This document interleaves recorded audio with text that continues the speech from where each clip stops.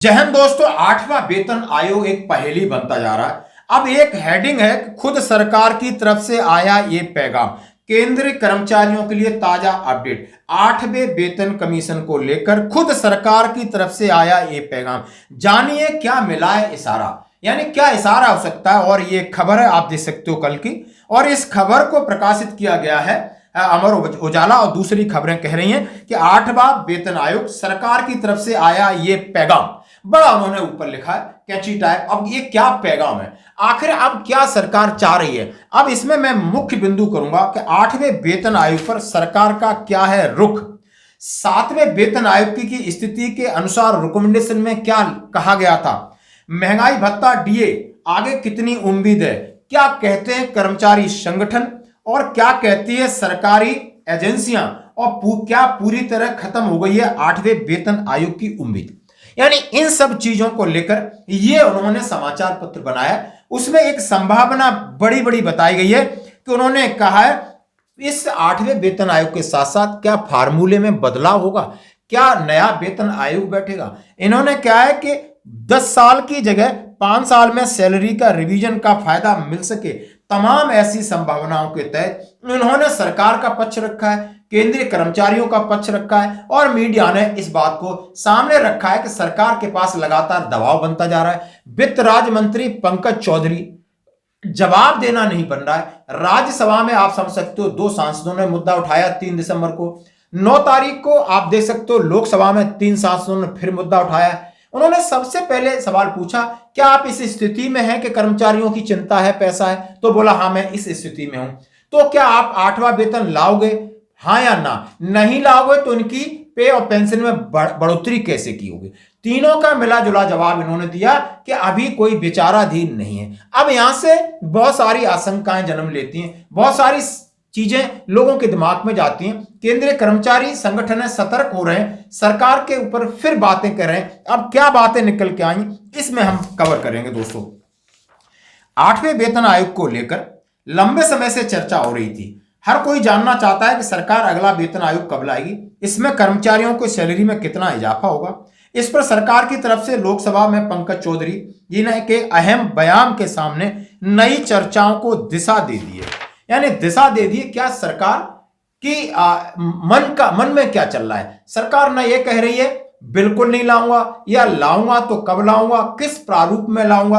अब इस बहुत सारे सवालों का जन्म होता है। उन्होंने कहा है कि वित्त राज्य मंत्री के बयान के बाद अलग अलग प्रकार के कयास लगाए जा रहे हैं। अटकलों पर विराम लगता है जिसमें दावा किया जा रहा है कि जल्द ही 8वें वेतन आयोग का गठन किया जा सकता है या नहीं। उन्होंने कहा है अभी संभावना पूरी तरह खत्म नहीं हुई है। 7वें वेतन आयोग को लागू किए लगभग आप समझ सकते हो 10 साल हो गए। 1 जनवरी 2016 से प्रभावी था। केंद्रीय कर्मचारियों की न्यूनतम सैलरी आप समझ सकते हो कि 18,000 हुई थी, और कितने से हुई थी, 7,000 से बढ़कर के 18,000 हुई थी। यानी 2.57 का फैक्टर, 7,000 से 18,000। अब 18,000 से कितना होगा, 34,500 कुछ होगा। फैक्टर 1.92 अप्लाई करेंगे, फैक्टर 1.88 करेंगे, या कुछ और करेंगे, ये सारी चीजें, या डीए मर्ज करेंगे। तमाम चीजों पर विराम लगाने के लिए इन्होंने कहा है कि महंगाई भत्ता, तो इन्होंने महंगाई भत्ते का जिक्र किया किसमें कि 1 जनवरी 2025 से आपका 56% ये तय, इससे ज्यादा और इससे कम की कोई गुंजाइश नहीं है। ये सॉलिड इन्होंने आंकड़ों को इस बार फिर इन्होंने इस बात की कह दी। अब क्या कहते हैं कर्मचारी संगठन। कई कर्मचारी संगठनों ने 8वें वेतन आयोग की मांग को लेकर सरकार पर दबाव बनाया। उनका कहना है कि बढ़ती महंगाई के कारण कर्मचारियों के लिए 7वें वेतन आयोग की सिफारिशें अपर्याप्त नहीं है। इसके अलावा यह भी चाहते हैं कि सैलरी का रिवीजन का फार्मूला बदल दिया जाए ताकि कर्मचारियों को हर 10 साल के बजाय 5 साल में सैलरी रिवीजन का फायदा मिल सके। सरकार के सामने केंद्रीय कर्मचारियों ने नया प्रस्ताव रख दिया है कि 7वां वेतन आयोग 2014 फरवरी में बना था। आज तक उसी पुराने ढर्रे से हमारा जीवन दूभर होता जा रहा है। आप 10 साल के बजाय 5 साल में उसका आप पुनरीक्षण करिए, उनका रिविजन्स करिए, और इसके रिविजन्स के फार्मूले बदलिए।